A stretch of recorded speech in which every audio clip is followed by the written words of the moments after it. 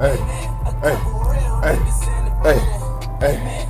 Well, hello there. Again, good to see you again. My name is Biko. If you don't remember, I'm one of the TAs for Rally 157X, Religion and Hip Hop Culture, and this is my TA shout out. Today, if you've listened to the lectures already, Prof. Bun B and Professor Penn have already provided a lot of good context and conversation about the relationship between Christianity and hip hop, which is the subject of my particular shout out today.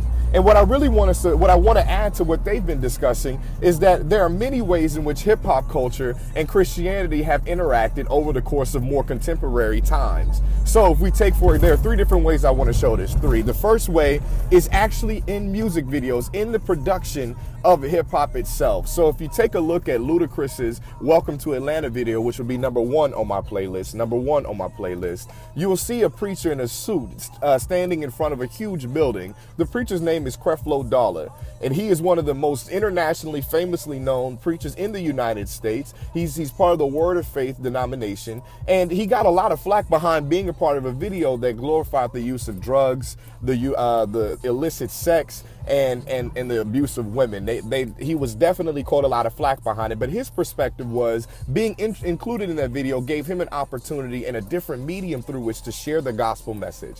It provided a way for him to get to new people who might not have been actually members of the church, or who might not have actually wanted to be members of the church. But being in that video allowed for him to show that the church can be a very big movement for change, a very big institution through which change can occur, and can work with hip-hop artists such as Ludacris to get this kind of work done.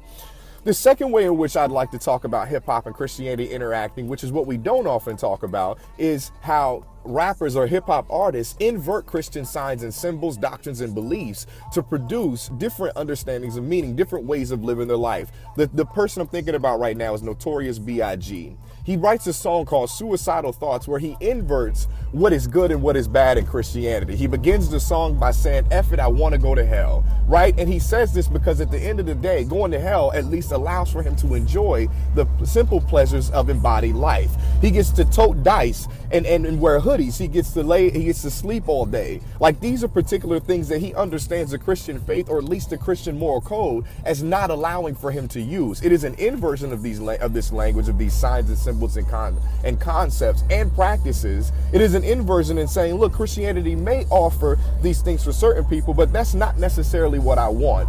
And in so doing, he has implicitly allowed for these Christian symbols to infiltrate hip-hop. He has brought Christianity into hip-hop, albeit in a very different way, but definitely brought Christianity into hip-hop. The last example I want to show is Meek Mill. Sometimes rappers will provide a more complex and nuanced appreciation of Christian doctrines and beliefs into their own music. Meek Mill's song Amen was definitely a complex interpretation, a complex flipping, a complex way of understanding the Christian message. He's thanking God for the material pleasures in life. Now, let's not get it twisted. When he says they got some bad bees in the building, that is definitely a sexist and problematic way of articulating the thanks that he has for God. But make no mistake that people like Meek Mill have a very complex and nuanced understanding of Christianity that often moves outside of the norms, the specific norms of the Christian faith, and the ethical codes and mores that allow for certain Christians to understand them living their lives rightly. And to that complexity, to that inversion, and to that featuring, I say amen, church.